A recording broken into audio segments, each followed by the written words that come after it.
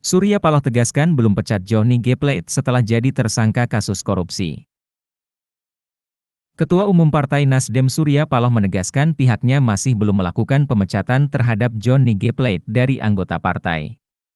Hal itu seusai penetapan tersangka Menkominfo RI sekaligus Sekretaris Jenderal, Sekjen, Nasdem tersebut.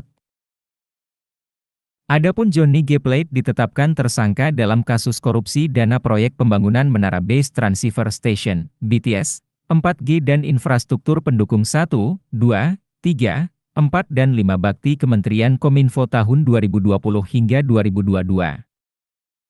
Ketua Umum Nasdem Surya Paloh membeberkan alasan tetap dipertahankannya Johnny. Menurutnya, partainya kini masih menghormati asas praduga tidak bersalah. Terkait dengan status Johnny Gerald Plate sebagai Sekretaris Jenderal DPP Partai Nasdem menyatakan bahwa tidak ada pemecatan terhadap yang bersangkutan dengan mengacu pada asas praduga tak bersalah dengan mendalami proses hukum, kata Paloh dikutip dari siaran pers yang dilihat tribunnews.com, Kamis, 18 Mei 2023.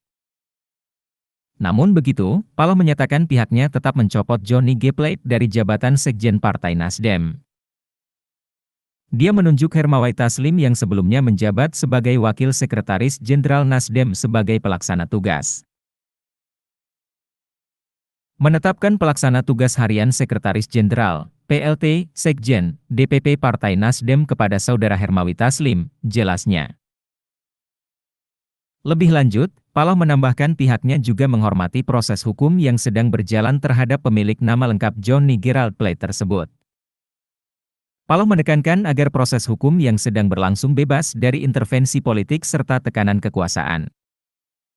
Proses hukum ini harus bebas dari intervensi politik dan tekanan kekuasaan, kata Paloh.